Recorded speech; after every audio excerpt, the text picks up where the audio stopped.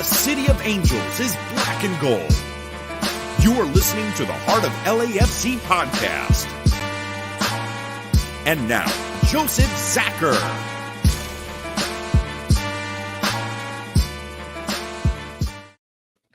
Greetings, Los Angeles. Welcome to episode 226 of the Heart of LAFC Podcast.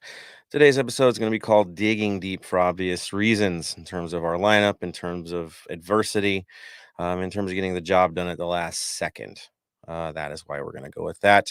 Before we get into the details of this show, let's welcome back our crew. Welcome back, Ben. How are you doing today? Good. Thank you, Joseph. Hi, Bam. Hi, Tony. Hi, all the listeners out there. Thank you for tuning in, and let's get started with LAFC. You got it. Welcome back, Bam. Thank you for having me once again. How are we, boys? Ben, nice to see you back here after last week. Thank you, man. Appreciate it. Happy to be back. Like, you're not as good looking as Araceli, but, you know, we'll take you. We love Araceli. You guys all saw the amazing article.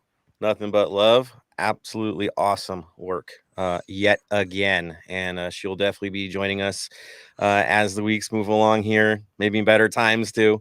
It has a lot more articles just like Ben does, which Ben just released one about the game. So check that out too. We're rocking on the website now. Good stuff, guys. Well done. Of course, Tony, welcome back, my friend. Thank you for having me back. Welcome back, Ben. I love your articles, always reading them after the games. And also that article from Araceli was really insightful on him. Yeah, and shout out to Max, right? Because Max stepped up and gave us a cool interview right into it. You see with the supporter culture, he's definitely into the mix. But yeah, thanks to him as well for doing what he did. Before we get into the meat and potatoes of what we do, talk about the match, talk about the draw, talk about the first away day. We want to acknowledge and send our condolences to those who were injured, lost, been through absolute hell in Querétaro and the conflict and attacks in their stadium. Big love to Julio for bringing it up tonight and doing it on Twitter. And getting to talk it through with everybody. It's 2 straight nights for him doing that, letting everybody air it out after that horrible incident. For all of us, I think we're all shaken a bit by it. I know I am as well. I've been involved in supporter violence. I've been attacked before. It's never a good feeling, and you always go back to it. And for me, it's the kids. That's what I saw in this, and that will always stick with me. Having little ones myself, to have kids wanting to go to a game, right? It's supposed to be the beautiful game, and to see the barbaric nature of what went down is I'm gutted. I got to be honest. And hearing the news today about how light things are in terms of punishment shows that certain forces aren't serious, or they just find it not financially viable to follow through. And that is as much of a crime as what occurred to me, to see that the justice isn't being done. So I just want to throw it out there on how I feel about it. I'm going to open it to the gentlemen as well to have their comments before we get going on to the show. Tony? Honestly, it just, again, there's rivalries, there's like bad blood, but at the end of the day, when it comes to actually taking someone's life, I don't know how far you have to cross that line to do that. I've talked with the boys after that happened, and to be honest, the only way they're going to listen is to hurt them in their wallet. And the way I mean by that is just MLS has to pull out of the CCL. They have to end friendly games when they have tournaments over here against them, because that's the only way they're going to understand how this is not okay. It's one of those things where there are teams who should be in the league and do better, and this team nothing taken away for any fans who is a fan, because it's not all of them are for Costa, but this team doesn't have the history that most of other teams do that I know of. You know what I mean? Championships wise, stuff like that. They've always been the very bottom of the feeder of the league, in and out of the league all the time. And for just an incident of, it's one thing to attack men, which again, still not right, but understandable. But women, children beating people who are not even, they're already dead, and that you see when you see the videos, they're still beating on them, even though there's like literally a pile of blood on where their head is just understandable. And like the punishment was literally a slap on the wrist. Oh, you can't go to a game for a year. You can't go to away. It doesn't do anything. Unfortunately, this is the time and live, and for people who are asking for FIFA to do something about it, it has to be drastically for it to be like what Russia did, because we still having the World Cup in Qatar, and we know Qatar is very anti everything, like anti LGBTQ plus, anti women, even with the workers. So it's viable. FIFA, like at that point, it's like FIFA has to step in and be the governing party of everything, because CONCACAF isn't going to do it. The Mexican League you saw what they did. So those are my 2 cents on it. Agreed. Right, it has to go beyond the local level at this point. Pulling a World Cup is massively severe. I think at the local level, individual teams, those need to go. Yeah, we'll see this play out. The story is still developing. I'm guaranteeing more has to happen, and it will happen. We'll see how it plays. Ben, would you like to comment as well? Yeah, I mean, it's just sad news. Just seeing it all over social media this weekend. You go to a game to have a good time with your family. You don't go there to incite violence. You don't go there to get beaten up on. It's a family event. It's for our entertainment. It's for us to have a good time. I mean, I can't. I kid you not. Like when I went to the game on Sunday, LAFC game, I couldn't like help but think like, oh, like this could never happen here. But that's probably what they thought in Mexico too, and it happened. So yeah, I just can't imagine what those people were going through. Like I've never been in a situation like that, but yeah, it's just sad, and the team needs to be punished, the league needs to be punished. There needs to be big consequences for things to change, because these small punishments like the ones we heard about today, it's not going to change anything. Like Tony said, it's slap on the wrist. It's I hope it doesn't happen again, but with the history in Mexican soccer, especially with the ultras, like we never really know. So let's just hope that everybody can just go to a game safely for the better of us, for the better of the future, for the better of football. Well said, brother. Bam? The fact that something from Mexican football that wasn't good made news over here.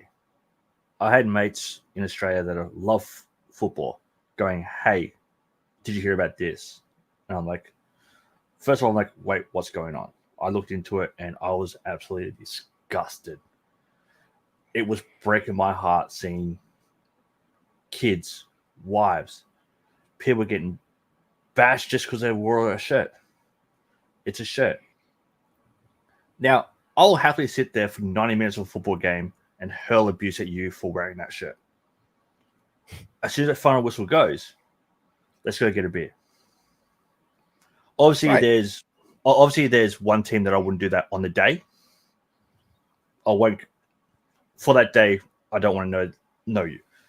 But Portland, San Jose, Seattle, for that 90 minutes, I want to hurl abuse at you. But as soon as that final whistle goes, let's go to the bar. First drink's on me. That's how it should be. Plain and simple. During that 90 minutes, sing your heart out, chant your heart out. After it, let's go get a beer. Well said.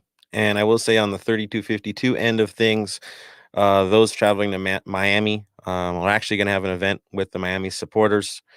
We'll get into details as it goes on this episode, but it's one of those examples where we're working with a group on the road to provide unity, because they came here and partied with us when they came here for their first game.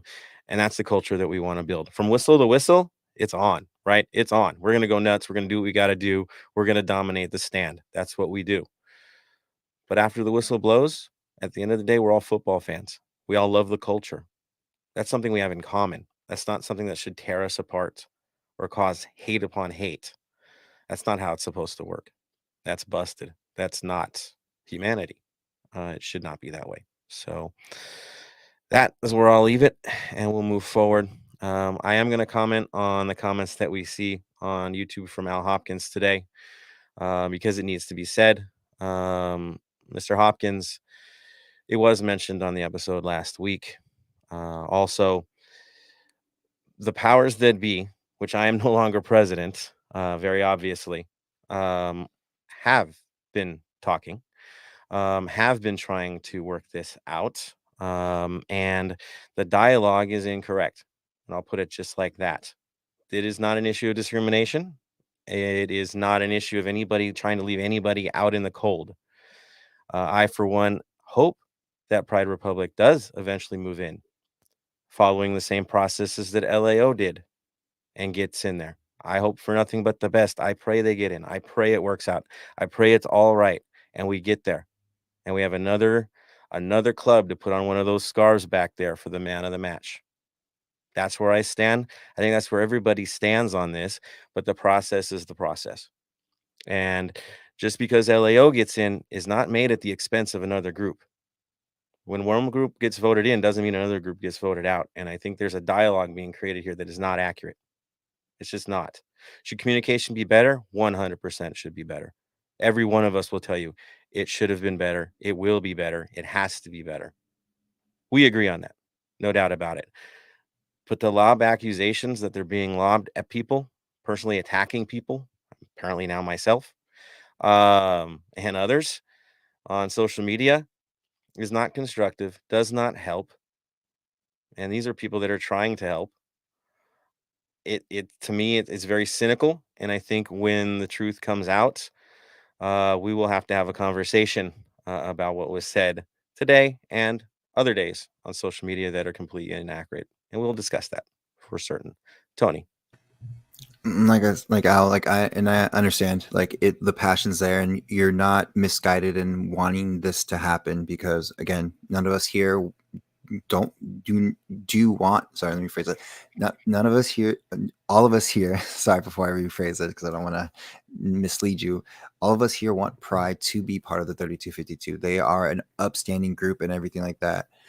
The communication wise, that is where we don't have the communications. Like, yes, we are friends with some of the people up there, but again, there are certain things we do talk about, and there's certain things that I literally tell him, don't talk to me about this, because this is not my place.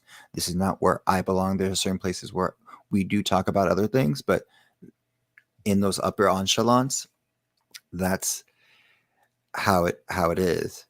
And again, when that conversation gets put out and everything, that will be done. But again, none of us here, none of us even in who listens to our pod and every other pod, they do want Pride in the 3252. And and I understand your passion, because it's like you do feel discriminated, and as coming from someone who, as all of us, we've all felt it and stuff like that, and it's in different ways.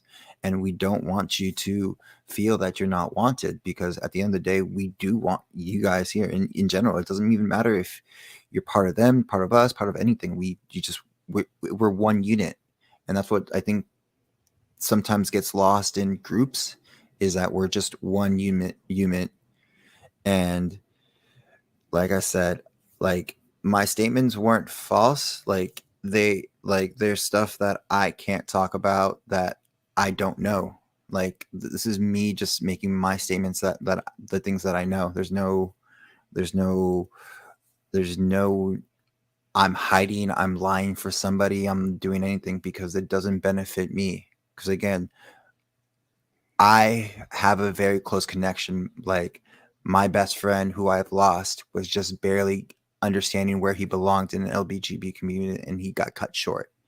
And after that, I push forward every day to make sure anyone in that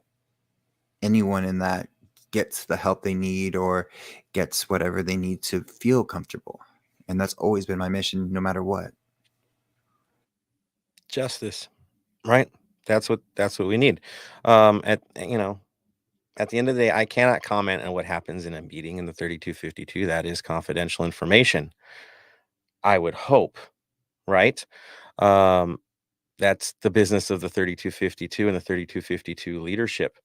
I also would not ever speak for the council or the leadership because, again, I am not the leader of that. That would be out of place. So definitely, we support the process, and we hope that Pride and everyone come together and we make this work, and the process plays itself out the way it should play out. And we all celebrate, hopefully, at the end. Because at the end of the day, the 3252 was built to be inclusive. I didn't put all that time in, travel near and far to create a group based on exclusion or hate or pettiness. I would not have put that effort in to create an organization like that. So on my end, just know we're here for the group. We're here for everybody. We want to see this grow. We want to see the culture grow, and we want to see the North End be stronger than ever. I'll leave it at that. Ben, would you like to add anything else, or shall we move into the football? I think everything's been said. Let's get into the football. Let's do it. All right, football time. Obviously, we've got a massive, massive game. It wasn't a win. It was frustrating as hell. It was brutal. It was physical. It was the Portland Timbers, right? I mean, that's what we expect from them. It's everything the rivalry should be. And if they say it's not a rivalry, they're crazy. You saw the physicality of it, the cards. Yeah, all the way. So, yeah, let's talk about it. Before we go, though, we want to, of course, send our best wishes to who, Tony? What? Sorry? Who are we? Who? There was club news, or at least related club news today, right? Oh, yes. So Yeah. For the one time, and I felt like he left us too early. BWP has officially retired from his soccer career in general. He scored 127 goals, a couple of those with us, and unfortunately, we never we never get to officially give him the proper 3252 welcome and his cheeriness. But best wishes. I know you had a great career, even though you did play for the wrong red team, in my opinion, in Liverpool. But that's just me being a Man U supporter. But good career. Thank you for all the good memories that you had with us, and I hope great endeavors in your next part of your future. There it is. I'll give mine as well to BWP. Thank you for your service to the club. It is sad that you had to play in front of an empty stadium and never actually got the experience of playing in front of the 3252. That is a hard truth. A few of us, like Ben and I, got a chance to see him play live with the team during that period and saw stuff that we had not really seen very much for target forwards on our side, where they were making the movements, and he's just a brilliant player. And so, yes, sad we never got to see him play all together, but thankful for the work that he did for the sake of the club. Ben, want to add anything to that? Yeah, I mean, you could always see the class in BWP, just a true legend, MLS. We were grateful to have him for at least a year in LAFC. Sad that we couldn't see him with the 3252, the fans cheering him on at the bank, but just grateful that we got to see him at least one season with the club. I think he scored 8 goals, 6 assists. That's pretty good for in just 18 games. So, yeah, thank you, BWP, and congrats on your retirement. There it is. Bam, final thought on that before we move in? Look, he was an absolute legend. When he came to us, one of my mates over here is a New York Red Bull supporter. So I was giving him a bit of stick saying thanks for him, watch him succeed more, and he did. So for what he did to us and for his whole career, congratulations. Enjoy retirement. Well deserved. There it is. Thank you, BWP. All right, into the match itself. Portland came to town. Interesting lineups, interesting setup. They came after a massive, tough-fought draw for them at home. Came to our house with those funky, weird uniforms and set up proper. Bam, what were the lineups looking like for this one? The lineups for this one, for us, we obviously had Kripu in goals. Escobar, Emilio, Fall, and Palacios in the back line, Sifu, Ilie, and Costa across the mid, and up front was our three firing forwards, Vela, Chicho, and B-Rod. For the Timbers, they had Ivanic in gold, Van Ryken, Regor, Tulioma, and Bravo in defence, Mourinho, Diego Chara, Paredes, and Esprella in midfield, and Yimi Chara and Nisgoda up front. So interesting lineup. Blanco, of course, out, still not 100%. We'd see him later, of course, in the game, but basically setting up with a 4-4-2. Usually we see them go 4-2-3-1, but in this case, I think they wanted to play it more wide because we tend to play wide. So that was the standard setup, right? 4-4-2 is popular again. Check that out. You'll see that repeat itself. We'll talk about that in a bit too. It's the thing again. Check it out. The approach, of course, would be expected. We were going to go high tempo, get around the end, right? Bring the ball in, classic LAFC, own possession, overlap. Not turn it over, but maintain it. Be very patient, but get in there. Portland, on the other hand, was all about shutting that down, playing the counter, trying to catch us long on counterattacks, and steal one. So that's what we do, right? Back to the usual with these guys. Two different philosophies at play yet again. On that note, Benjamin, give us some highlights from that first half because it was an interesting one. Yeah, it sure was. It wasn't really a great start for LAFC. You have to deal with your starting right back. Escobar has to come off due to injury in the 12th minute, so it's not good news. But we had Hollingshead step in. He did a pretty good job. Um, I don't feel that LAFC was as aggressive as they normally are in the press in the first 15, 20 minutes. So the Timbers kind of used that to their advantage and moved the ball up the field and attacked us, and sure enough, in the 17th minute, Portland picks up the ball on the right side with Moreno. He plays the ball to Paredes. Cheeky, I love Cheeky. He had actually a really good game for me, but he kind of got caught in between staying or going for the ball. Reacted just a second too late. Paredes was able to take off the shot. Fall blocks it with his chest, but Yimi Chara again with an overhead kick is able to just get it over Crepo for the 1-0 lead. So it was kind of a wake-up call for LAFC. I feel like they weren't, fully into the game up until that moment. You don't want to start a game, with such low intensity. I feel like it took them a little bit to get up there, but luckily that goal kind of woke them up. Later in the first half, you had Vela. He had a really good kick inside the box, left-footed curler to the far post, but Portland's goalie made a good diving save. Costa had one shot I think on goal. 37th minute, Bravo, their left back, gets a yellow card, and that's gonna come into play later in the second half. But yeah, Vela got a good free kick in the first half, just missed over the bar, and then towards the end of the half, you have a couple set pieces with Vela and Acosta off corner kicks. Chicho and Mamadou Fall getting on the end of things, but just close, but no cigar. So I would say for the first half, LAFC picked it up towards the end. I was happy with that. I feel like the Escobar injury, I hope it's not too serious. We'll get more information on that later. But what did you guys think of the first half? Ben, I'll let you get into it.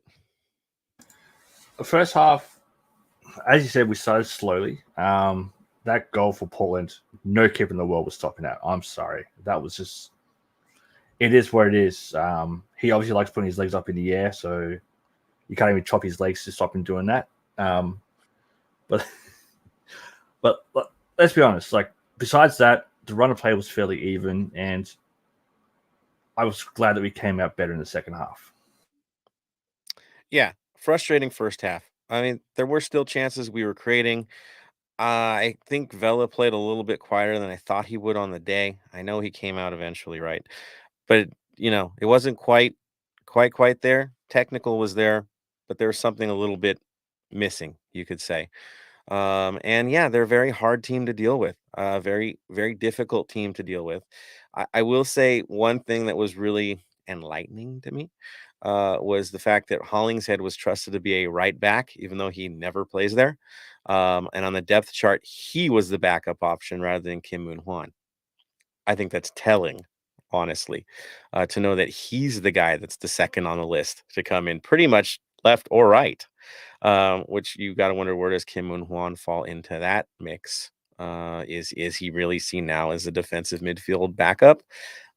Where does he figure in the lineup if Hollingshead is playing out of technical position to take over and adjust for an Escobar it's now hurt, which kind of breaks my heart a little bit to see. So that was interesting. And of course, like you said, the goal, the only way to stop that is to foul a player, and you're not going to do that. So, you have no angle.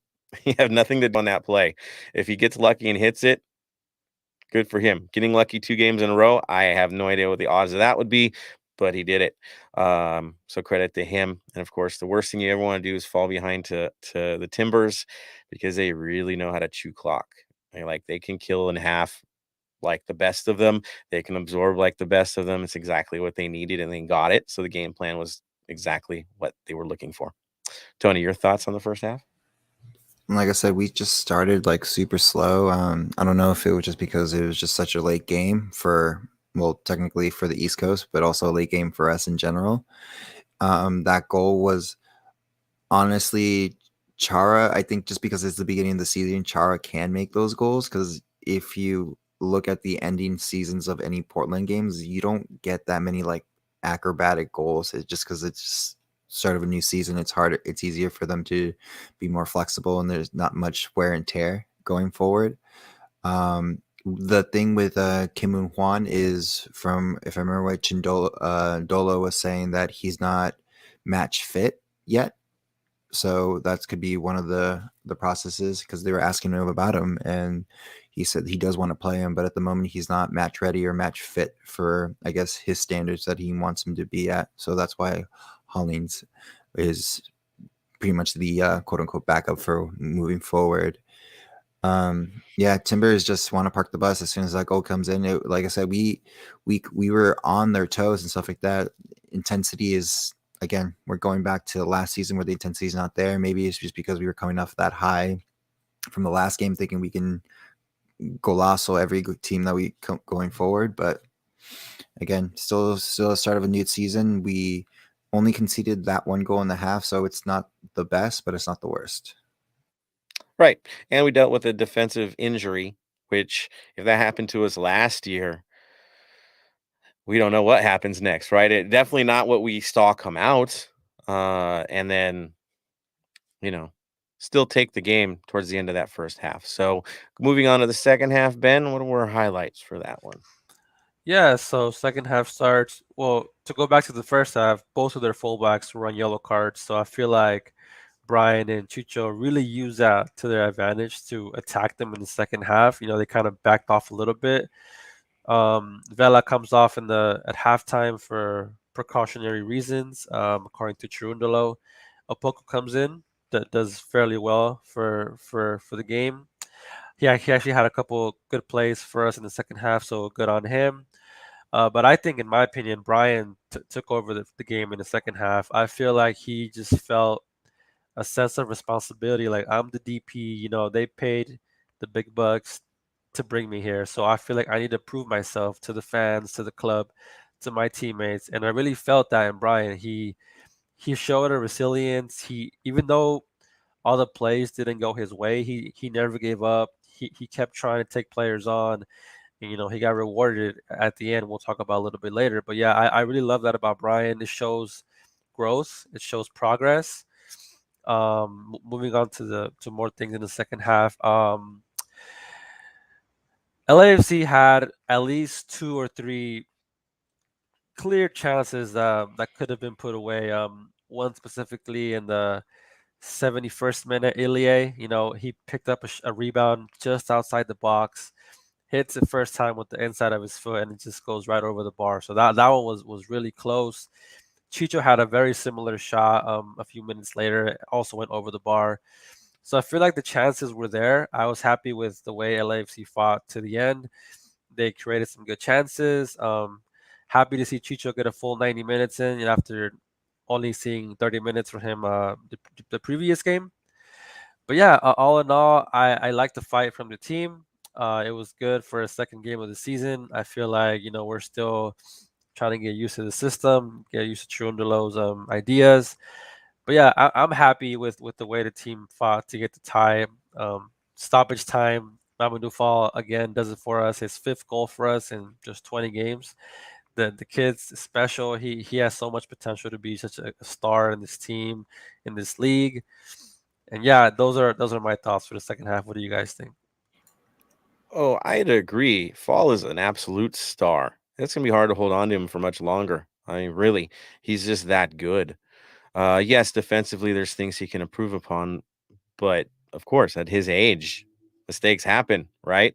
Just going forward and his mindset going forward, his ability to read plays the way he does, he's really advanced for where he's at in his career, and we are benefiting greatly. He is the one guy that is the true starter at the back line. Everyone else is a question. I don't think he's a question anymore. He's the guy you slot in. There's no one else is secure except for him in my book.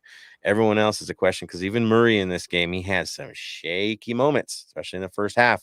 Got through them for the most part, but was not as steady, right? Towards the end, looking a little better, but he was steady. Second half, the other guy that stood out to me, of course, was Opoku coming in. He was on fire out there. He was flying. He was moving. He was sacrificing his body. You have to give him full credit for that. Every guy did. They were willing to take the tackles, willing to get crunched at times, willing to pick up those cards for the other side, and it, of course, paid off. But give the club credit, they didn't back away. They didn't back down. They kept it gritty. They kept it physical. They gave just as much as they got at times. And that's a dynamic we didn't have. They bullied us last year. They absolutely bullied us last year. This time, yes, they hacked us, but they didn't bully us. We still took the game to it. We didn't lose our way. We didn't lose our cool. We stuck with the game plan. And Brian showed real leadership in this game, knowing that he was the star and he took control of it from his side. And yeah, to me, really, I think he's first star. Outside of Fall, those two, 1-1 for me.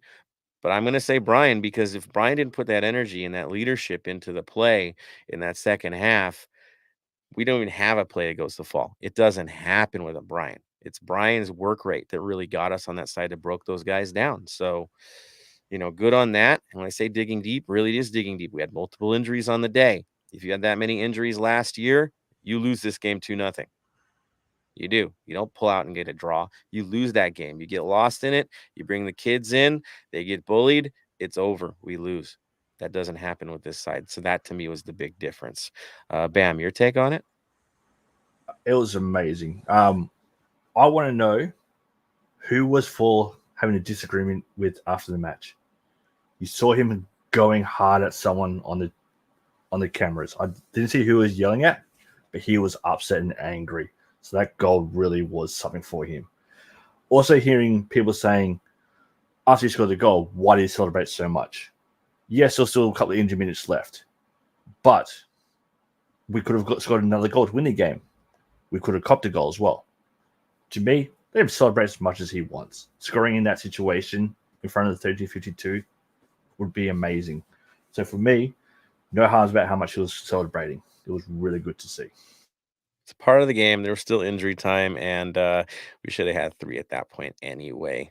So I could think of others that should have had it. He gave us those "what more do you want" moments, but he still got the job done. Tony? On that goal, I was looking through Twitter, and if you actually look at it, Chicho actually also had a hand in that goal as well. He actually pushed Fall to get into position right when Rodriguez was making that final run. Like, if you kind of rewatch it, there's someone who on Twitter, you can probably find it really quick, that breaks down that play, and Chicho with his leaderships puts Fall in the position to be able just to tap it in and get the goal. So honestly, yes, B-Rod has changed and he's becoming more of a leader and trying to be more of a star and understands his role. But we have multiple leaders on the field to put all our young people who don't know the game as well as they should or are still learning the game in positions to succeed. So like it's overall and like, yeah, the whole celebration, whatever, but where are all these people talking about the celebrations when Chicharito scored his goal like in the last minute and like, yeah, they were up. It's like, well, he scored the last goal. It's like, it doesn't matter. A goal is a goal. We come out with points when we could have come out with nothing. And we're still in the top 5 in the Western Conference, still looking at playoffs. And I know it's a long season, but every point matters. As we can see from last season's, we lost 22 points last season and missed the playoffs. So I'll take any points that we can moving forward. Yeah, there was also some timely saves from our goalkeeper that there was one where like, oh, they got us, and then he comes flying out and got the job done. So give credit to him. In terms of celebrations, I'd rather have guys with passion than ones who are dead inside than just, I'm a pro, I do it, I'm done. Nah, I'd rather celebrate like this. I had a good time with it, so I'm good with it. Ben, your final thoughts? Well, you gotta give credit to their goalie too. He had a really good game. He had I think 5 saves, and then they were forced to play with 10 men in the final 30 minutes because Bravo got a red card in the 60th minute. So, yeah, it just made them be more compact and even made it more difficult for us to unlock their defense. But yeah, my final thoughts would be just hopefully all the guys that were forced to come off injury, hope they're fine. I think Sifu, Chiki, I saw Costa limping in towards the end. Hopefully they're all good to go. Hopefully Vela's fine as well. What do you guys think? If some of those guys are not ready for the next game, or do you want to leave that for the next section as to who's gonna come in for them?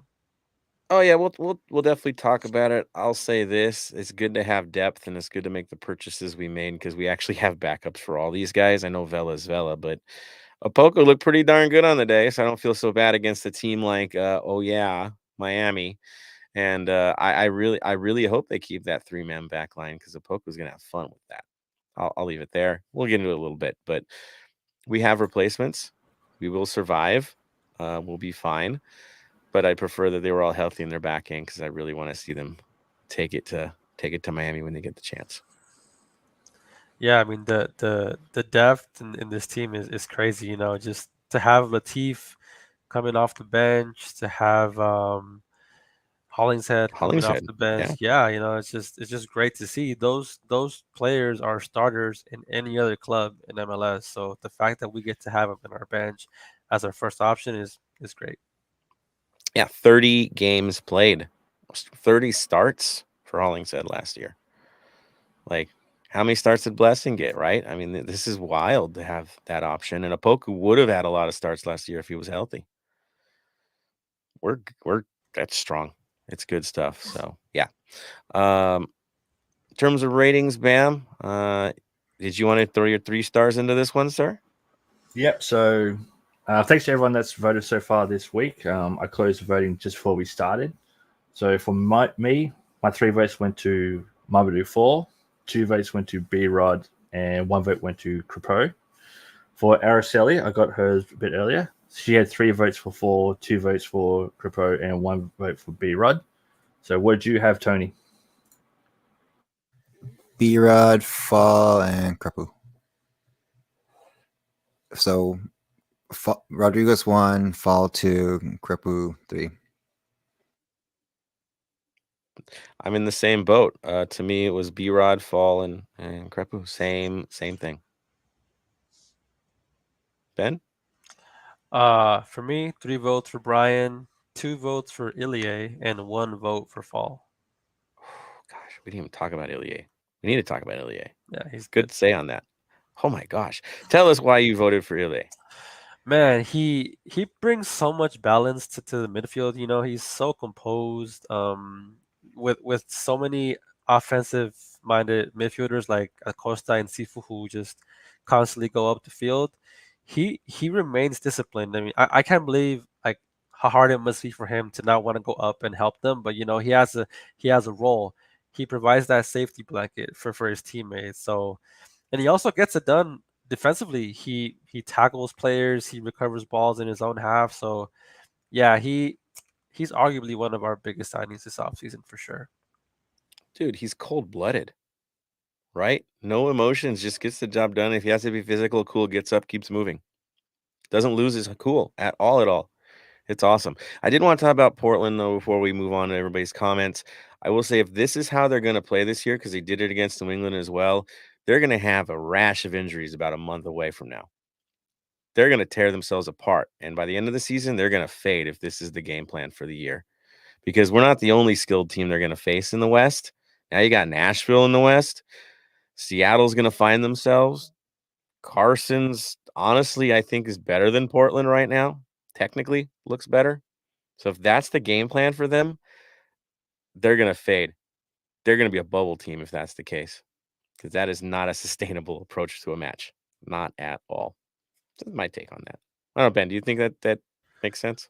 Yeah, I mean they're so intense when they play. It's hard to stay so disciplined. I know they're known for their defending so well, but you can only do so much with that strategy. I feel like it's only 2 games in, and like what have they got? They got 2 draws. What are they gonna do with that in 10 games, 20 games from now? So I feel like, yeah, they might win a few games here and there, but at the end of the day, you have to score goals, and you can't really score and win games in this system. So I feel like they got to change some things around. I'm not sure what their plan is, but yeah, I agree with you. If they keep playing with this intensity for every week, they're gonna get torn. Yeah, they'll break themselves down. They had 72 clearances, I believe. That might have borderline their pass rate. Bizarre. Bam? With their next game, it's going to be a really interesting game. They are at home to Austin. Now, Austin's having a great start to the season. Yes, they haven't played great teams, but scoring 10 goals in 2 games shows that they've done something right so far. Yeah, if you watch them, they've found themselves. This is second year, looks legit for them. They've got to be at least a 500 club with what they're putting out there. So, yeah, it should be a real interesting setup. All right, let's take it to the well, want to go to the comments, guys, or want to go to Rumorville? Comments, right? Comments. We want comments. All right, let's check in with the crew, see where we're at. We'll move it on down here. We've got Beast in the mix. Bam got jokes. Good evening, gentlemen. Good evening, Beast. Beast also says no to football violence. It's unfortunate there are evil people with evil intentions that give the bad image to the game we love. Agreed. Let's see. Moving forward, we've got Carlos C. They need to ban barras from the stadiums in Mexico. This has been brewing for years. And it's a hard thing to say. I will say, yeah, it's trouble right now, and they have to find themselves. You partly want to see, not a whole season ban, but at least a month to figure it out at each stadium of what's proper. There were conversations of security per fan because Azteca runs way higher in terms of security apparatus and police towards fan numbers. I was reading, it was telling to see how light it was. So maybe they just need an audit to figure it out. But yeah, the barras, there's some that are really out of hand and needs to be handled. So this blanket all the way across the board, that would be really unfortunate. But yeah, they got to get it right. He also says the league and the teams have been looking the other way as more and more criminal elements have been infiltrating the supporters groups. Yeah, one thing that might also change it, of course, is liability. If the clubs are liable for the actions of their supporters, you see a very big change. That would be huge, but I know it's different. I get that. Here, liability exists, so little different. David Briscoe, in the 70s and 80s, things would get pretty bad with the hooliganism with Leeds and Manchester United, but nowhere near that bad. That was for another time. Hooliganism has no place in sports. Agreed. David also says, just showed my age with that comment. I'm there too. I get you. Yeah, I mean, yeah, when we were in Dortmund, I heard some crazy stories on the night. It's not gone yet. It's just the way it's handled and security apparatus handles it. The element will always be there. Always be there. Marvin Chavez, thanks for giving the reason Joseph question. That is the process that takes so long. Yeah, it is a process. And like I said, it's best for the 3252 to make the statement. It's not my place. It really is not my place. That would be out of line. So we'll leave it at that. LAFC Beast. Once again, Portland was a pain in the ass. I was at the game. It was a chilly night. Nice to see Ollie back in the sky. It's a beautiful thing. Agreed. Beast want to know about Vela. We don't know about Vela yet. We just know it was said that something was tight. So let's hope it's just that precautionary. Smalls Kenobi. Timbers have our number. It sucks. They do. I think that's going to change, though. I really do. Give it time. Again, we've only got 2 games in with the squad we have. Next time we see them, it could be a lot of fun for us. So if we stay healthy and they stay with what they're doing, we'll pass them. We'll catch them this year. LAFC Beast. LSC had majority of possession, bunch of corners. Ball wasn't going into the net. The goalposts were against our squad. Dude, there were some wild goalpost plays. You're right, man. That one potential own goal from Portland in the first half, I still don't know how the heck that all played itself out and it didn't end up in the net. That was bizarro. And then the post that hits the goalkeeper. I've seen it a million times. I've had to deal with it as a goalkeeper in indoor where a ball comes at you like that, and it's all kinds of trouble for everybody. He got lucky. He got lucky at the end of it. He had committed so heavily. Let's see. So Al did toss out there. Heard on MVP podcast that Vela was training as if normal today with the team. That is excellent news to hear. Thank you, Al.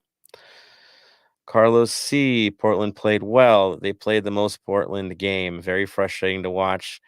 Watch that team. Yeah, I mean PTFC, probably PTA, right? FC, pain in the ass FC. That's what they are. That's what they do. I wouldn't mind making a tifo with that. Not a big one, but just something, right? Because that is who they are for us right now. Beast uniforms Portland Timbers were using would look better on NWSL team Portland Thorns. No, Portland Thorns have an awesome rose jersey. Don't take anything away. They have an amazing kit. Check it out. They get roses right. Portland Timbers, not so much. I'm watching it. I'm seeing the colors. Y'all remember that guy that used to do like lessons on like the body and he had like this muscle suit? It was all weird color, flesh colored back in the day. It's like Channel 28 stuff. Or even the game Operation. You play dude, to me, it looks like the guy in Operation, right? You have little pink spots everywhere where you can try to not get buzzed, It's just ugly. It's a special kind of ugly. Ugh. Yeah, hideous, man. I don't know how they're selling that thing. Beast. Shara goal was a ball that bounced off fall chest, made the mini bicycle pop possible. Yeah, I mean, there's luck involved, right? And a little bit of skill. He knows what he's doing there. Give him credit for the 2. I've never seen a player do 2 games in a row like that, but give it to him. All good things. Let's see. Marvin. Agreed. I love what he said. Solid depth. Holling said when Palacios went out. Peace of mind. Man, Palacios got ripped apart on his play too at the end there. That was pretty rough to see. So we hope he's doing okay as well. Jason, back in the mix, sir. Hope you're doing well, man. Happy you're listening in today. Just again, man, all love, brother. Says, think last year's team would have lost the game this past Sunday. I agree with you. They would have lost this game. They wouldn't have sought out. We would have had a 1-0 defeat. Oh, I like this. LAFC o'clock in the mix. Dude, I love that logo, man. That's really super cool, dude. Is anyone else stressed whenever Marie touches the ball? I just don't see confidence there. My other feeling after 2 matches is that I prefer to see Latif start over Sifu. Good take. To me, Murray was uncomfortable in the first half. It was a little scary. To me, second half, he kind of found himself a little bit more comfortable. But yeah, he seemed a little shaky with the pressure that they were providing on us because they were pretty aggressive on him. They know that he stresses when you limit his time on the ball. That's game plan. It made sense. But he got better over time. But yeah, I will always be the guy that every time Murray touches the ball, I hold my breath a little bit because he has a track record. I'm with you on that. I don't trust him. I don't. He's one of our guys, but trust, it's hard because of the moments that he's had. So, yes. In terms of Latif over Sifu, again, game time decision. Is that what we want to go with? Is the grind what we're looking for over what Sifu was giving? I thought Sifu had an off day as well. It wasn't his best moments for sure. There were times that were good, but yeah, it was not as consistent as the game before. Different opponent, I know. Latif, of course, we always know he's really good at drawing cards and drawing fouls, and that's what Portland's business is. So it made sense when he came in. It was the right move at the time. Could he get more minutes? He probably will get more minutes. Maybe you'll see him start against Miami, and we'll talk about that too. It would make sense if we're going to get him a start. That would be a great team to start against. So we'll see. We'll see. Hop Al says, yeah, Murray's been looking strong first 2 games, right? Pretty much. First game, he was outstanding. I agree. Outstanding first game. Second game, shaky, but then found his legs. Like David. Last year would have been 3-0. Yeah, they had some chances, that's for sure. And I think that one big save that Max had in the second half where he had to come flying out, right? Low body save. The goalkeepers we had last year probably wouldn't come in that aggressive, and it would have been trouble. So that is true. Signings work. LSU o'clock. I don't know if it looks different on TV, but the bank, I see Murray makes so many mistakes. Yeah, I mean, we're behind the goal. Those are what, you seen up close. There's some weird touches, that's for sure. That is for sure. Yeah, to be honest, 32-52 was so crazy last game that I couldn't really see much of the match, and Special went out, so I didn't record the game for me. I will say this, it was probably the most packed I've ever seen for the 32-52. It went 3 deep in the first row, which we never do that. And then it went like 4 deep on top of the section, not even in the stands, but just the pathways in the back. It was deep with people even during, I don't know where they're coming from. Clearly the 32-52 was more like the 3,500 on the day. Because it was big and loud and crazy. I gotta say, even around the stadium, it was a proper packed, crazy crowd living up to it. So good on everybody involved. Let's see. Move to the next one. Mike's in the mix. Mike, not Mike 805 says, thought, can we beat Seattle or Portland without another DP? I think we can if everyone is healthy, but it would certainly help to have another DP. I think we need one for it. Better question. We can beat them in the regular season. Can we break them down in the playoffs? That's the next one. My take is we need one. Bam, you want to jump in on that one? As you're saying, on the day, if everyone's firing, if we get the angry Vela that can score worldlies, yes, we can beat them easily beat them. If we have some players like the last game that weren't quite on there, injuries early, then it will be tough. Regular season, you can take a draw here and there. When it comes down to the way the league's set up is playoffs. Can we beat them in the playoffs? Without the extra DP, again, I don't think so. It's going to be tough. It's going to be... The West is tight this year. It just is. You're going to see there's not really bad teams in the West. They've all improved. They really have. Except Seattle, I think, is not. I know they brought in Krylak. They got older. They didn't get younger. They got older. We'll see how that plays itself out as the season goes on. But they don't seem like a younger side, and they don't seem that sprightly in the early stages. So I think that's a team that could get knocked off its pedestal, and Nashville is the real deal. That whoever's going to the game in Nashville, I'm super jealous of you at the moment because I'm not on that list yet. That game could be a battle for first place. I'll throw that out there right now. That team is good. So we'll see. We'll see. I'm worried more about Nashville than I am Seattle and Portland. Jason throwing out there. Anyone else hate Sunday night games and want more Saturday night games? Dude, for my family, that was kind of rough on the day. And dude, Monday. That's the most Monday of Mondays I've had in a long time. So I'm with you, man. I'm with you there. Tony's like, yeah. All right, Tony. Dude, I was like, I had like, I was just so tired. I couldn't do anything. Like, I had to get up and drop my mom off to fly her back to Colorado, and then came back home. I was like, okay, I'm gonna sleep for an hour. Next thing you know, I woke up. It's 3 o'clock in the afternoon. Like, just tired. Luckily, I didn't have work, but still, that was just because again, the 3252 is just the energy that you had. Like, you felt like you had to bring more energy because they were bringing the energy, so you had to give it back. So it was like you got drained. So Sunday, I know we were all just like, this is the most Monday game ever. Or Monday ever. Sorry, not even game. Sorry, my bad. Dude, yeah, it was absolute brutal. And what I do requires you to talk all day, all the time, right? That wasn't fun. I ain't gonna lie. I that jacked something up in there. I know that. Finally, I could talk today, but oof, yeah.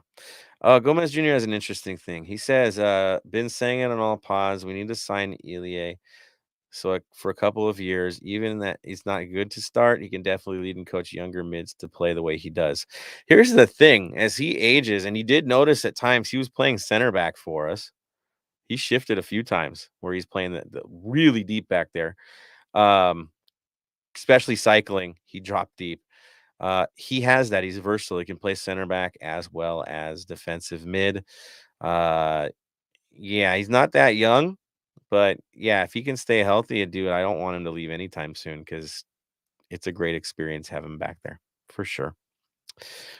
Beast says there were complaints about Fall and teams celebrating on a tying goal too much. Don't blame Fall. Emotions running high. Dude, I needed the celebration.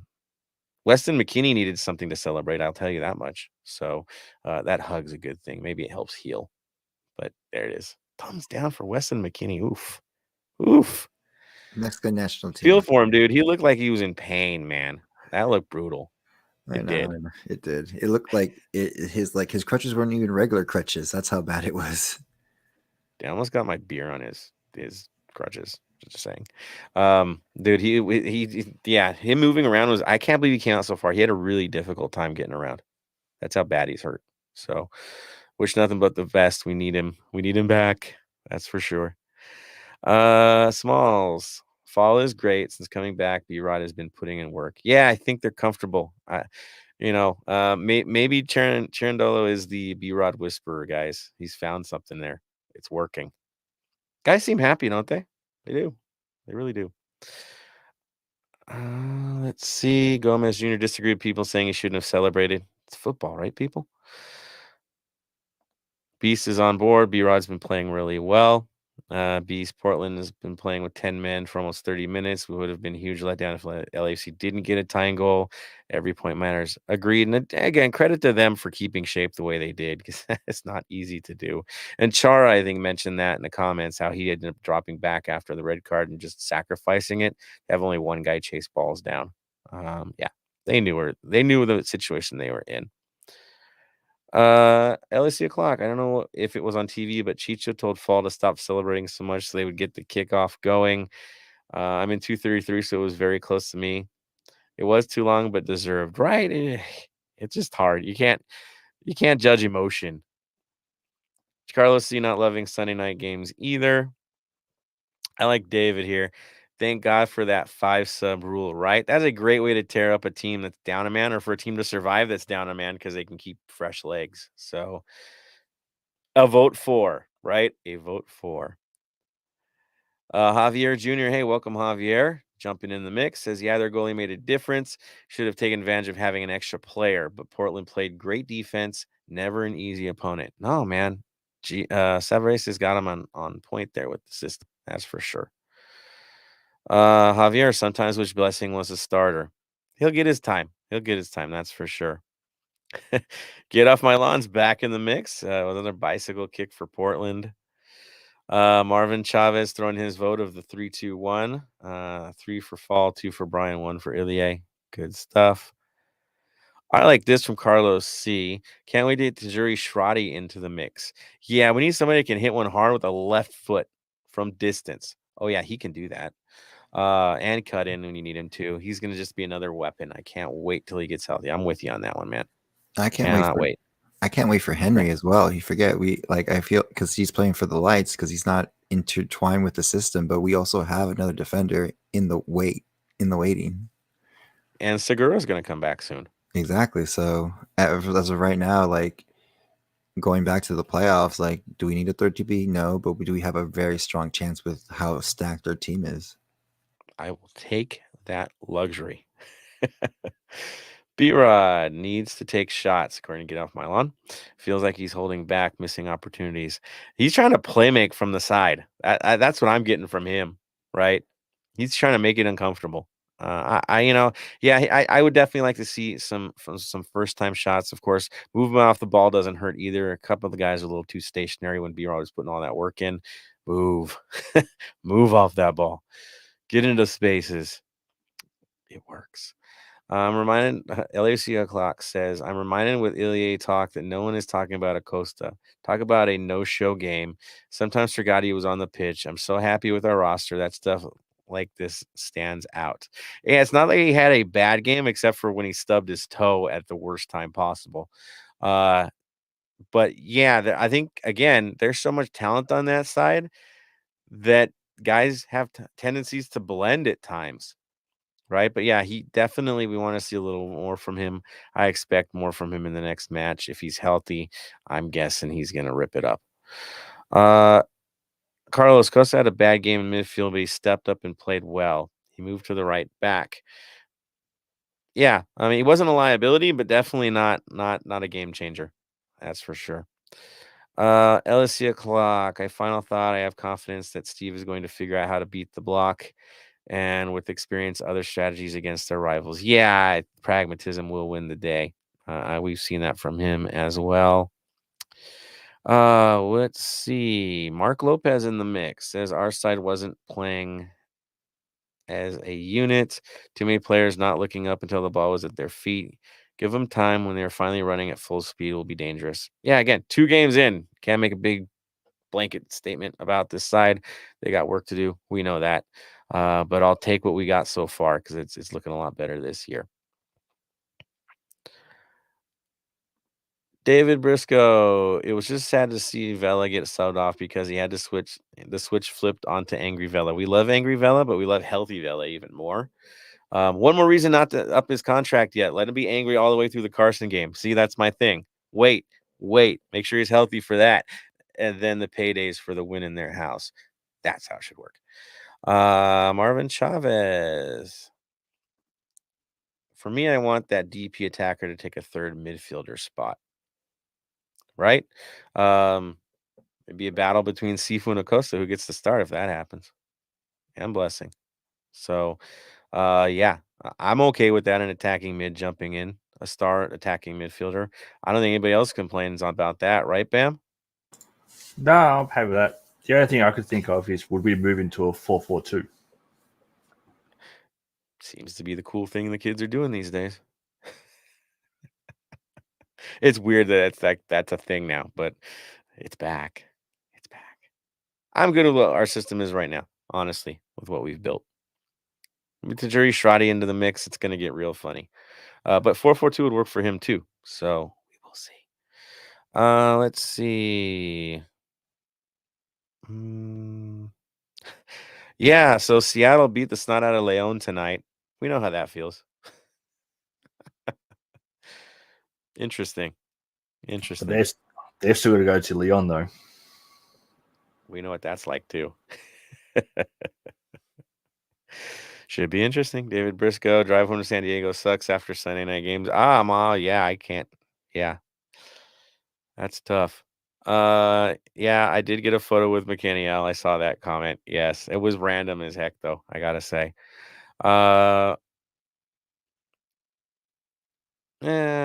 I think they were talking about another rumored player. I think it was Miguel Almiron. Who knows? Let's see. Moving forward. Javier, thank you, sir, for jumping in with us. Always a good time to have you on here. Again, the more the better. Carlos C., what do you guys think about a change of formation to beat the block? I feel like Portland always knows what we are going to do. I think that's where or Bam jumped in saying maybe the 4-4-2 or something like that. Yeah, I mean, the thing with Dolo is he's very much into being pragmatic. I don't think you're going to stuck with the lineup that you have right now. He will switch things up depending on opponent. Could be something different against Miami. Really, we don't know, especially with injuries. We don't know. Let's see. Hooligans in the mix, looking for the healthy Vela. Right there, it is. Marvin Chavez brings up that Tajuri plays central attacking mid too. Would love to see how he plays in that position. We got time. And David showing us some love, saying, don't forget to hit that like button. There we are. All right.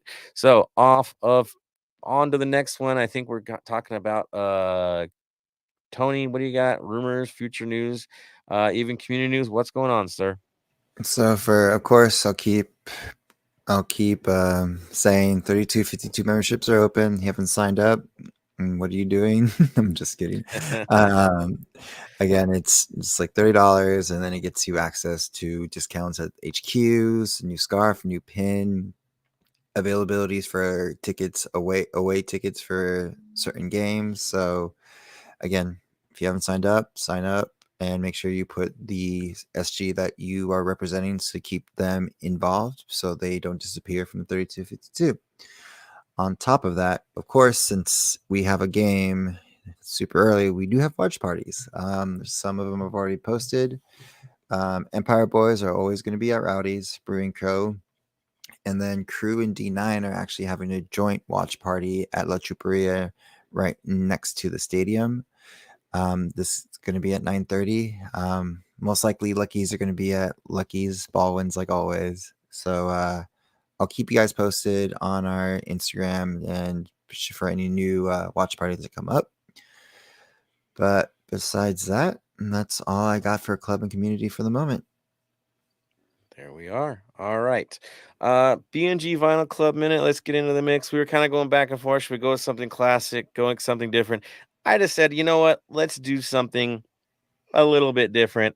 I had some thoughts, and the one thought that I saw, and it just came up recently, band's pretty cool, actually. It's a band called Ginger from Ukraine.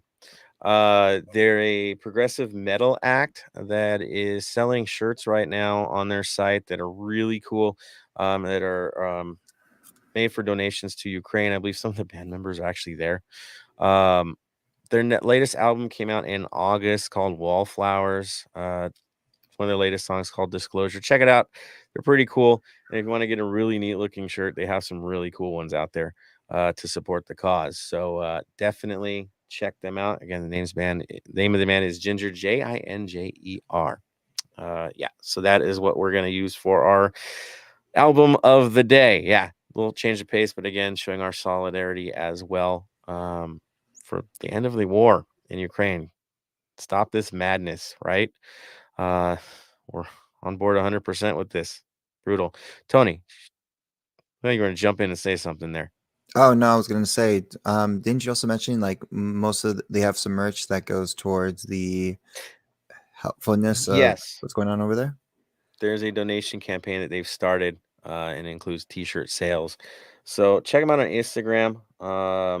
It should just be, Ginger. That's the name of the band. No shock there.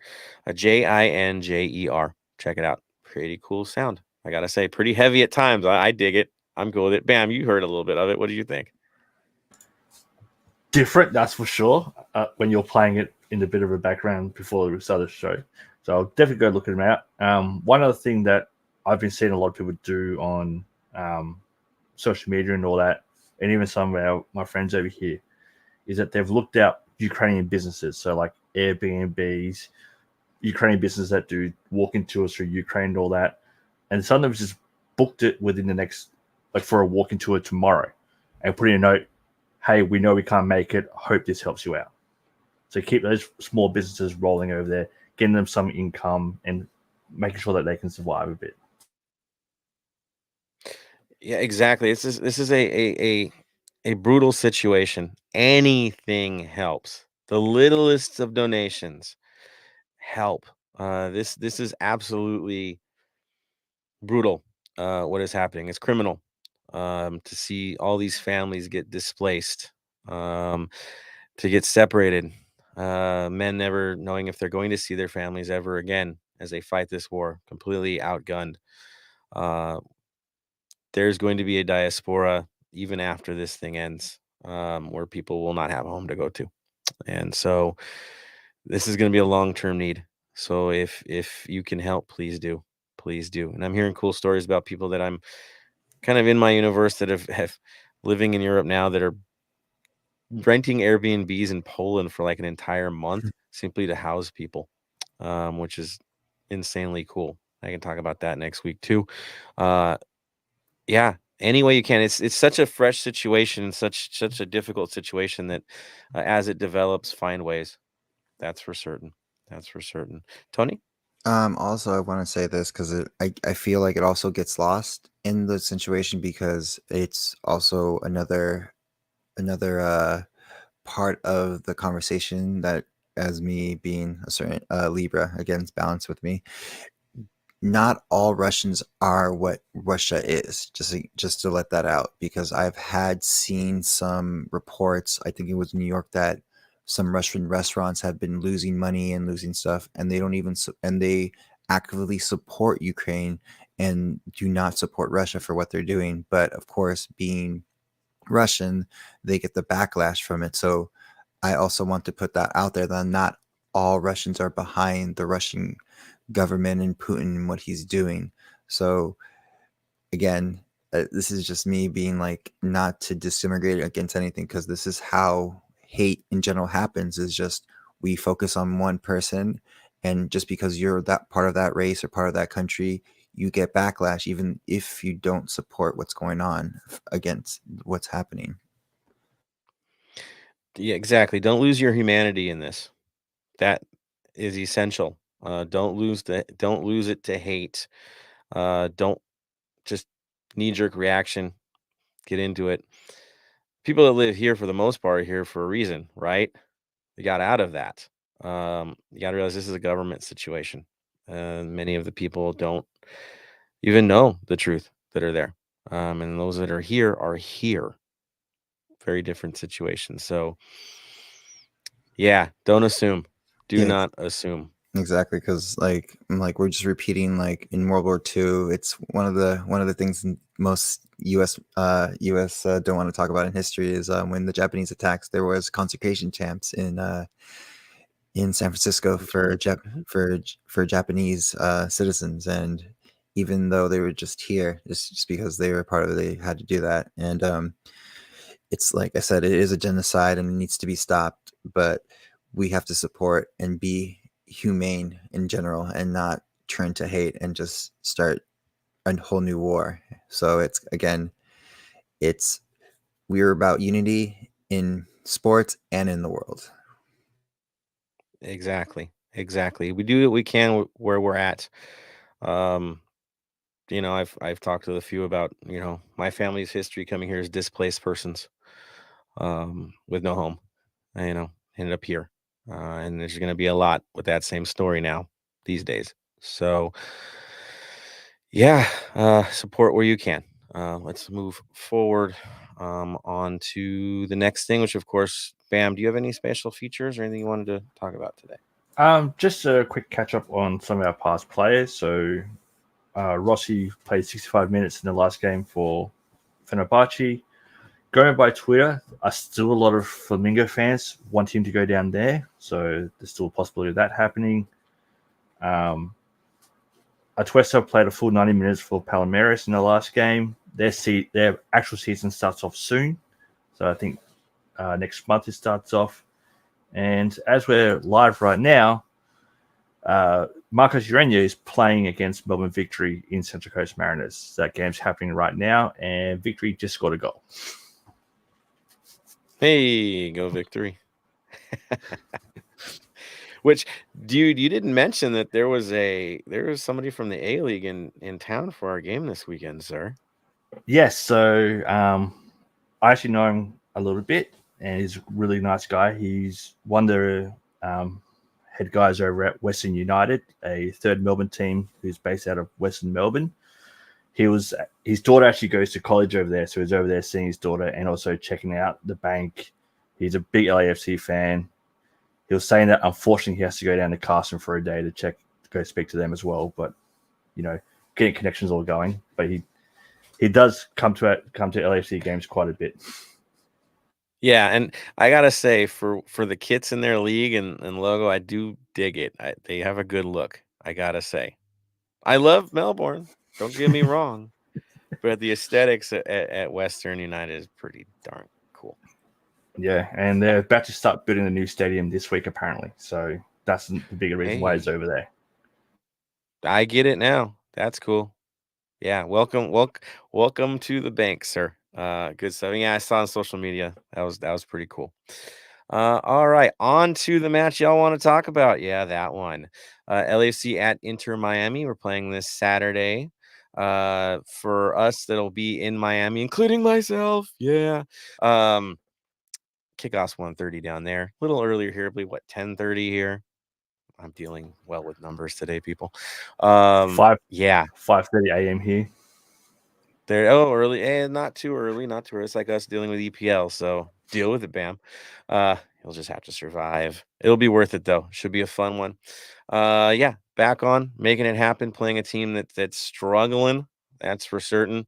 And we'll get into that. Of course, it is our first big away day of the year. So to all of you, the about 300 I'm hearing going out.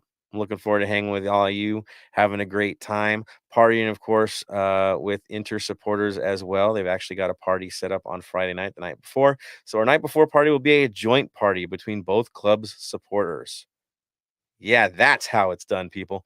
I hear Asado is going to be served, so I'm looking forward to that. It's indoor soccer place, all that fun stuff.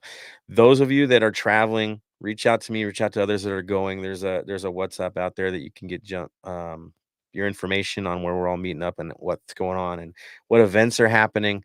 That's kind of where we're getting everything triangulated, because 300 people running all over that city trying to travel between Miami and Fort Lauderdale, it's not close, people. There's a lot going down. I know for those traveling, like, what else is going on in there? I'll just throw out there that Carnival at Calle Ocho is happening on that Sunday. So if you want to go see live music for free, yes, go to Little Havana. You'll get your free music. It's going to be cool. I'm going to check out Highlight. We'll talk about that with you guys offline later. But yes, have fun. Do it. Make it happen. Let's take over that stadium for 90 minutes. It's going to be good. So let's get into the mix. Miami's run of form. Tony, how are they doing, sir? Not the greatest, to be honest. They're still trying to. I think they're at the moment the new FC Cincinnati at the beginnings. From like I said, the only good I can find is their midfield and forwards. When they actually have movement and passing, they're dangerous. Of course, when you have Higuaín and then the new player that they brought in, that works really well. They can be a kind of a danger there, but the bad is their defensive end. Honestly, it's horrendous. There's no, I don't even know what to say. There's just at this point just poles on the sticks just to field the team back there.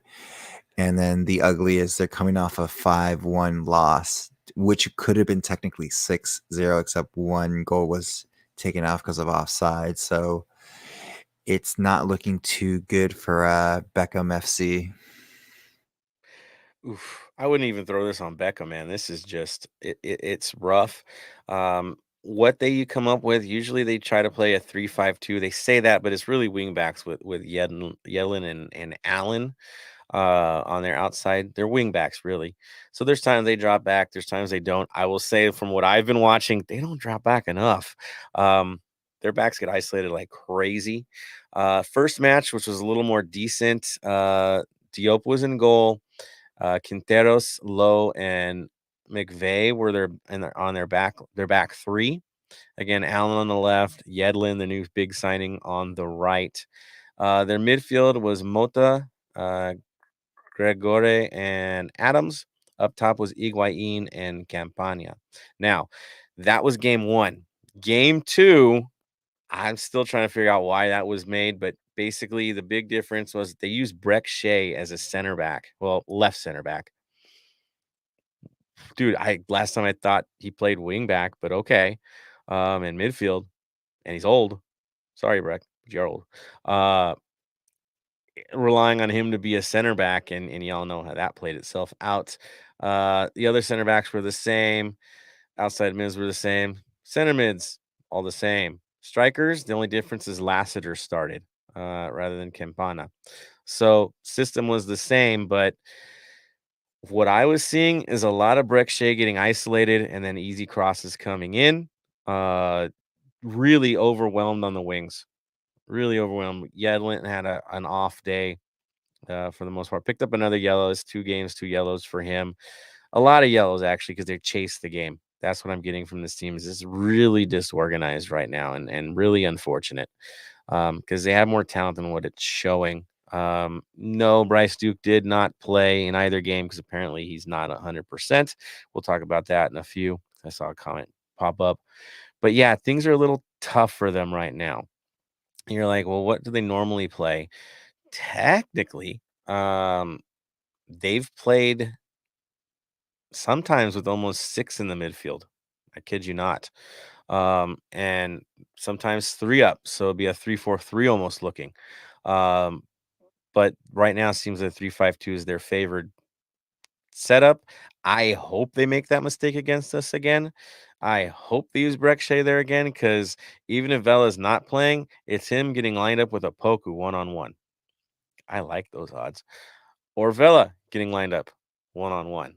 Like, I just cannot see them with the lineup we do staying the same. It's got to be some changes. So we'll see where it's at.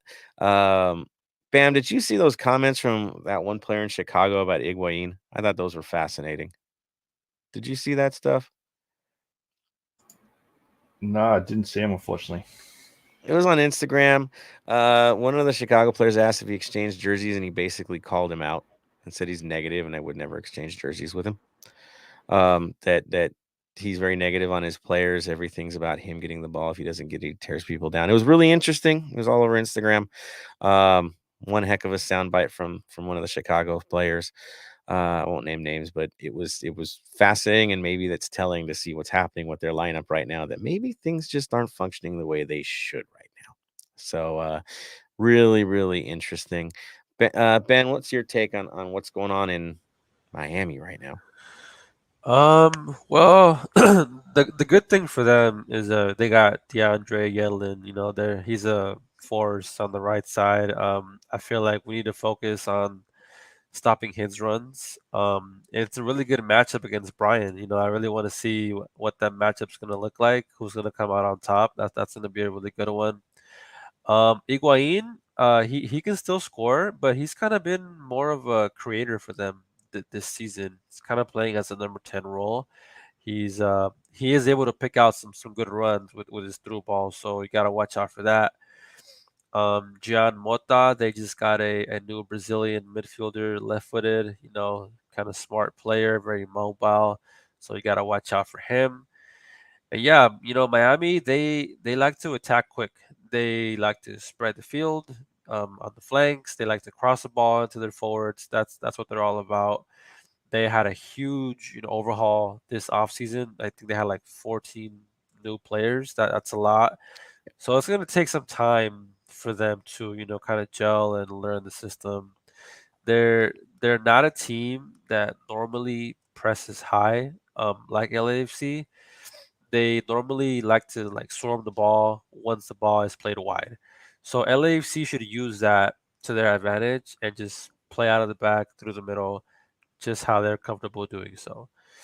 Um, Defensively, I would say Miami struggles to stay compact, and right now they're really struggling in their center back position. Like you said, they had to resort to Breck Shea playing center back.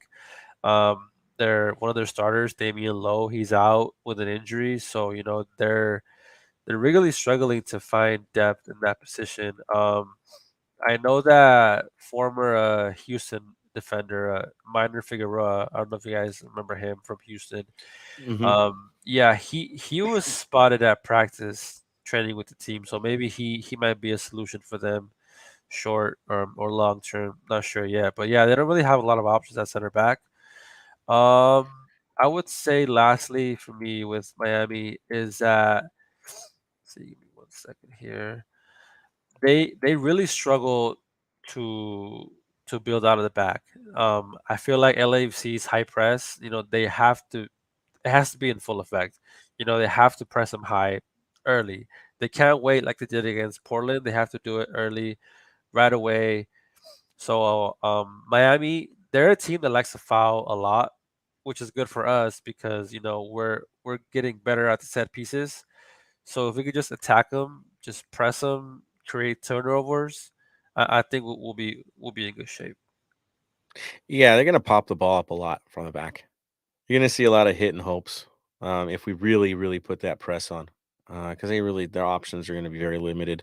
The only other defender that I guess is listed, and they were questioning why he didn't play, was Mabika, which I don't know much about, but that's it. That's their depth chart. One.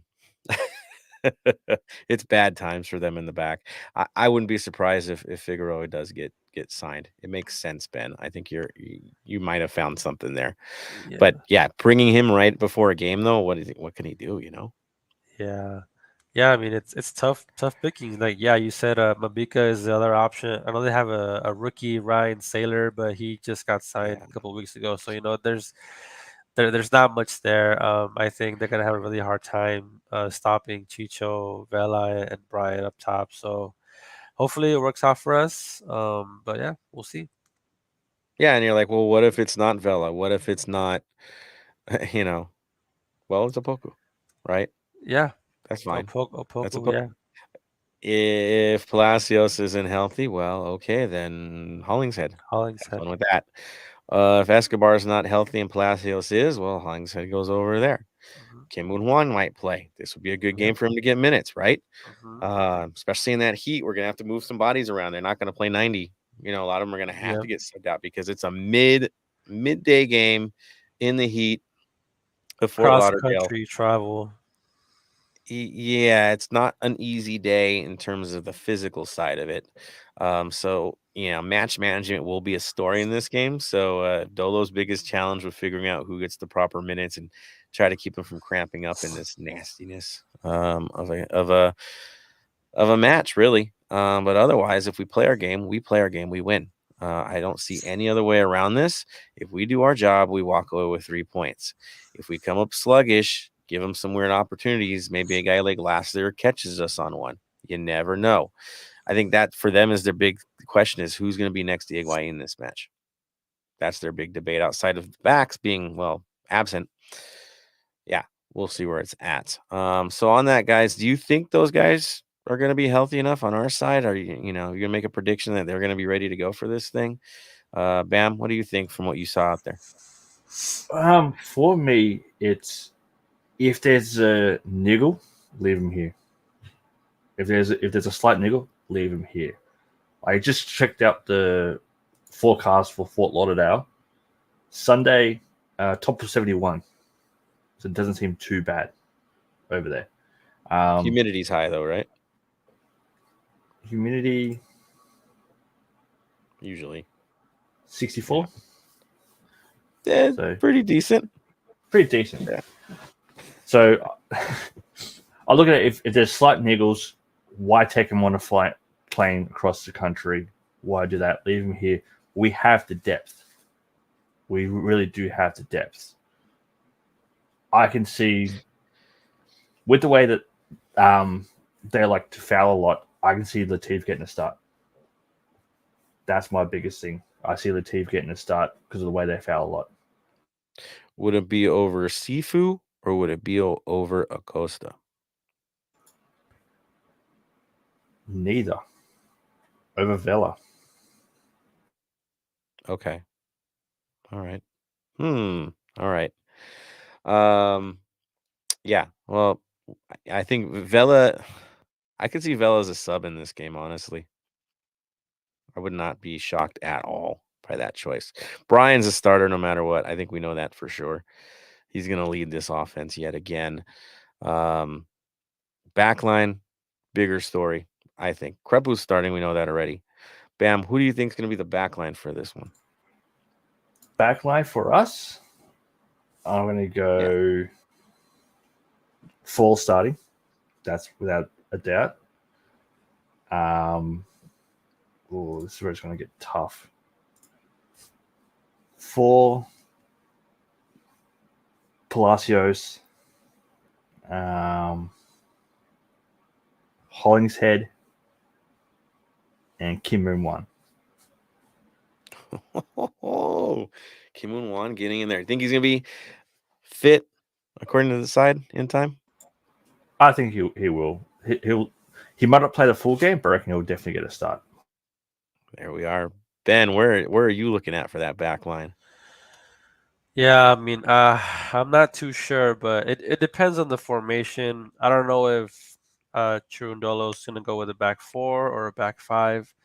Assuming everyone is healthy, my back 4 is Escobar, Murillo, Fall, Palacios. If Escobar can't go, I would put in Hollingshead for him. If Palacios can't go, I would put Hollingshead at left back and Kim Moon-Hwan at right back. If for some reason Chirundolo wants to play with a back 5, I can see Hollingshead at the right wing back.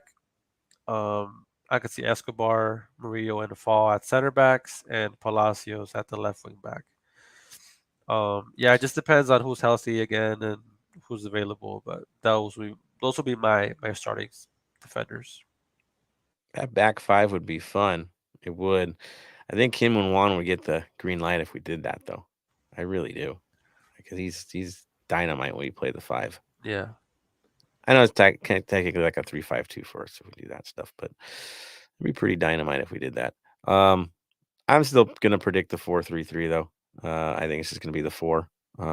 Yeah, I think Hollingshead on the right, Palacios on the left, Fall Murillo in the middle, Escobar because he had an odd muscle situation. I don't think they're gonna risk it in the heat and humidity that they're gonna deal with. I think he's going to get his rest this week for precautionary reasons. I really think that makes perfect sense to do it that way. So that's my take. Tony, where do you see the back line? Escobar, Fall, Murillo, and Palacios is my 4. If Escobar can't, I would love Kim Moon-Hwan to go into this position and see what we have with him. Again, that's if Dolo thinks he's match ready and match fit. But Hollingshead as well, or maybe even Henry. I think it depends on the score when you see these guys come in. Exactly. Like I could see a situation where we're running away with this game, and Kim Moon-Hwan comes in and replaces Ilie for the rest of the game just to get his time in there. If we're getting a good score going, give him his time. Give him his time. Mid. All right, where do you guys sit on that one? Who's the 3 you're gonna run with? I'll start. For me, Ilie, Acosta, and Sifu are my 3 midfielders. If for some reason, I know Sifu and Acosta had a couple slight knocks in the other game, I would put in Blessing, no problem. He would fit in perfectly there. And then maybe give some minutes to Janela. I mean, he hasn't played in the first 2 games. Maybe they're saving him for a game like this, a cross-country game. Maybe give Ilie a bit of a break. So, yeah, I could see Janela getting some minutes in this one. What do you guys think? It would have to be depending on what the scoreline is. That's for sure. Bam, your 3?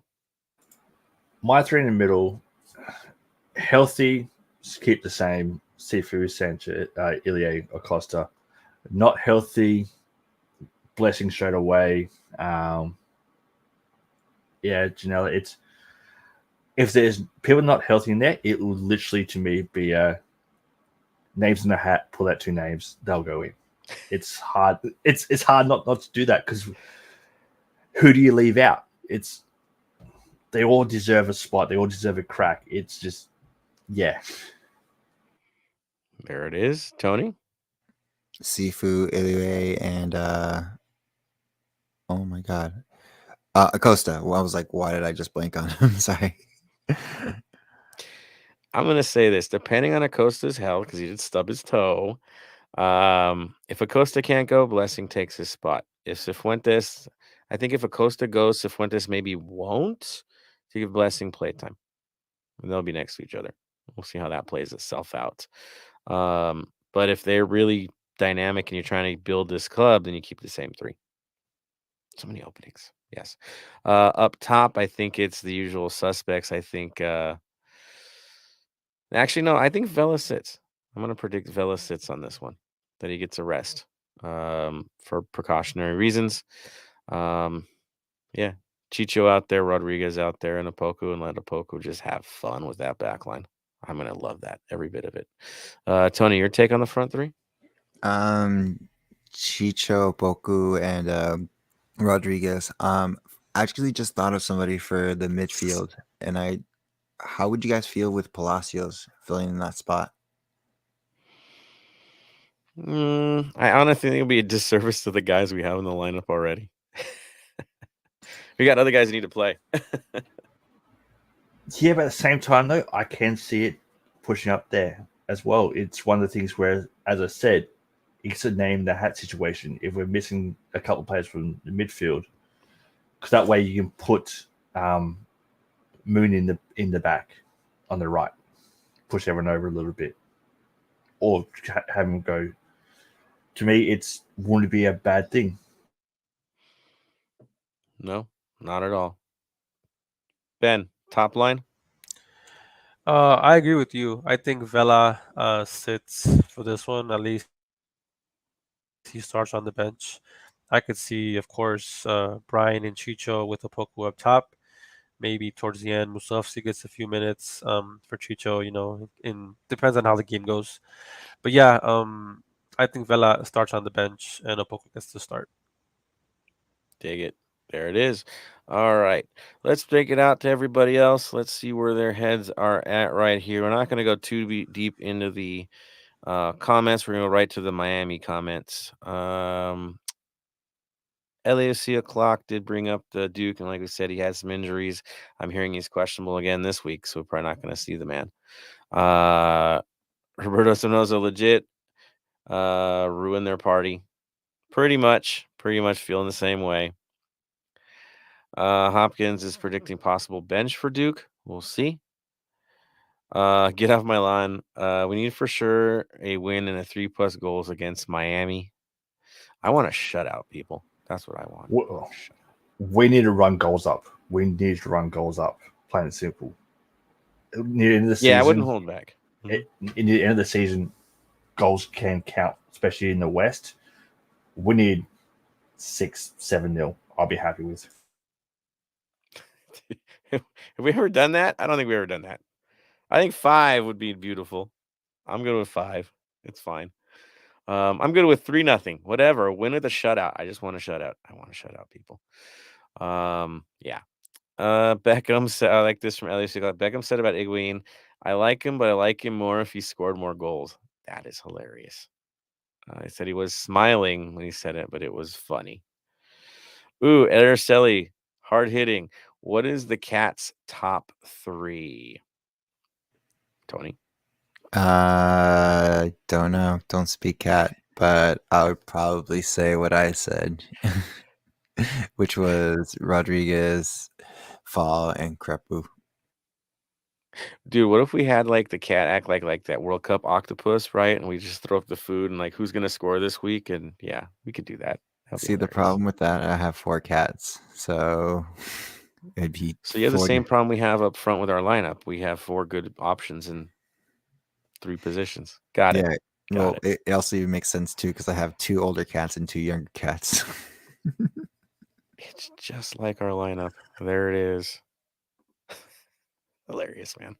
Oh, Hopkins, Opoku with the speed and press would be great. I'm excited with what Opoku's bringing. Vela healthy off the bench, right? That works. John Adams in the mix talking about 10-man Portland Timbers helps Los Angeles. Yeah, we earned those. We earned that red card, though. Pressure. Mark Lopez. Acosta, Sanchez, Sifa with blessing sub for Acosta. Costa was gassed this last game. He was. He looked like he struggled there, for sure. Marvin Chavez going with Brian, Arango, Vela up top, Acosta, Ilie, Blessing, Palacios, Fall, Ibiaga, Escobar. The one name we didn't bring up was Ibiaga, guys, tonight. We've been really quiet about him. Like we forgot. Strange. Yeah, he could definitely start. Al Hopkins, Placid fine as a 6. Don't see him replacing Ilie. I don't ever want to see Ilie come out. But he will have to this game, I think, because of the humidity. This would be a likely time where you might see him get pulled at some point in this game. Marvin Palacios midfield won't happen. Have too much talented mid-depth competing. I don't know if it won't happen, but I'm thinking it probably shouldn't at this point. Mark Lopez, Apoku, Chicho Rodriguez with Vela as a sub. Now everyone here plays fluid, but we need Chicho physical up front with our 2 wingers feeding him. Let's see. Oh, Al Hopkins. Have you noticed Apoku looking older, stronger, and fitter in team photos? The kid is growing up. He's had a year to train and get healthy again as well, and to get in even better shape. So it's paying off. It is paying off. All right. So thank you guys for your comments. Looking good there. So it brings us to us and our final comments of the day. Everybody's looking at each other like, who's going to get the call? Who's going to get the call? Bam, you get the call, sir.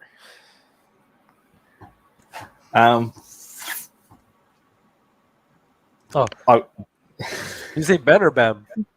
Bam, bam, bam. Gets difficult with having both of us on here. Our final thoughts of the day is, look, although we started this episode on a quite somber note and serious note, remember, we're all here for fun. We're all here to talk between each other, talk about stuff. One of the big reasons why I wanted you guys to put in on Twitter your 3 votes for best player, 2 votes second best player, 1 vote third best player is to get the engagement going. I saw earlier someone put their 3 votes out and the other person went, really, you picked that person? I thought they had a bad game. That's what we want. We want the dialogue between you fans, especially on our posts, especially in here in the chat. So everyone in the chat, thanks for coming in here. Again, you want to see more stuff from us, let us know. We'll look into doing it. Ben, keep up the great work with the articles. Araceli, with your articles too. You guys are killing it. And just remember, if you can, get to a watch party this weekend. I will try to wake up on time this week because it's going to be fun getting up that early, especially after a Saturday night. Just go. Everyone that's traveling over there, look out for each other. Go party with the Miami people. Show them how fun we can be. Show them what LA is really like, and just enjoy it. There it is. Thank you, sir. Tony.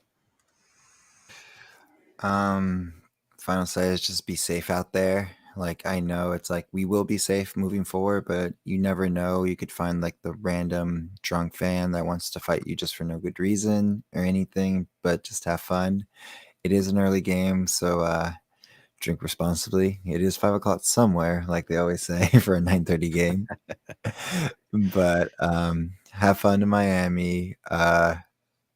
Where the only thing I challenge everyone to do, and this is more of a political kind of thing, what's going on over there, wear your Pride Captain band over there to show solidarity with our LGBTQ plus community over there, because I'm sorry, that's not right at all. It's going on over there as well. But moving forward, let's get a win. Hopefully this is turning into a trap game, so let's not make it a trap game and just be focused so we can continue moving up that scoreboard. There it is. Ben.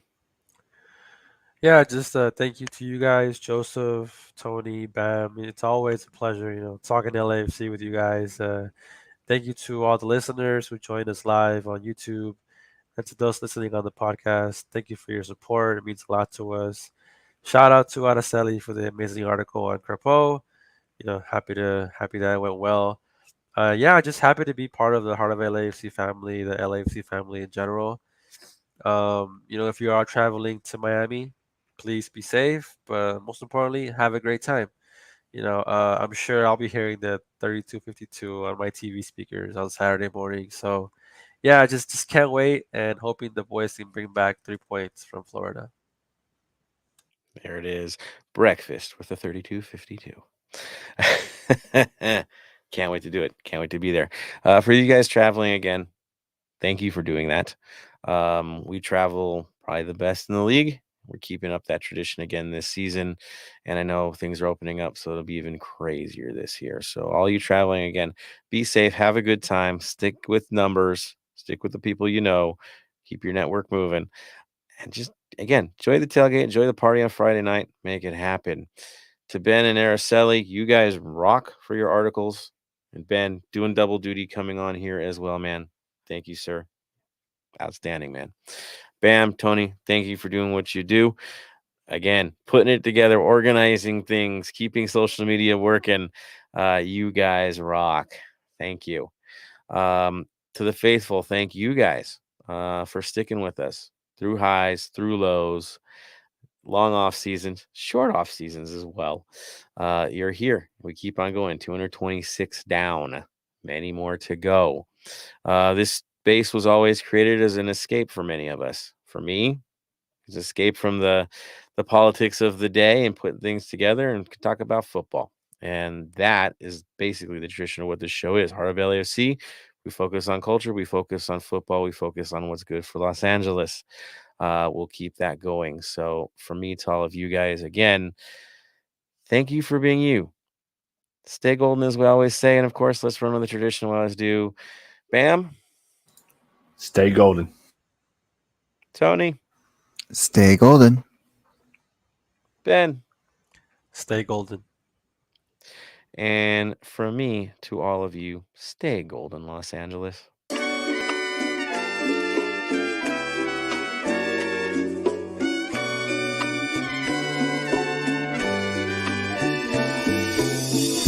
Thank you for listening to the Heart of LAFC. Make sure to leave us a rating and review on iTunes or Stitcher.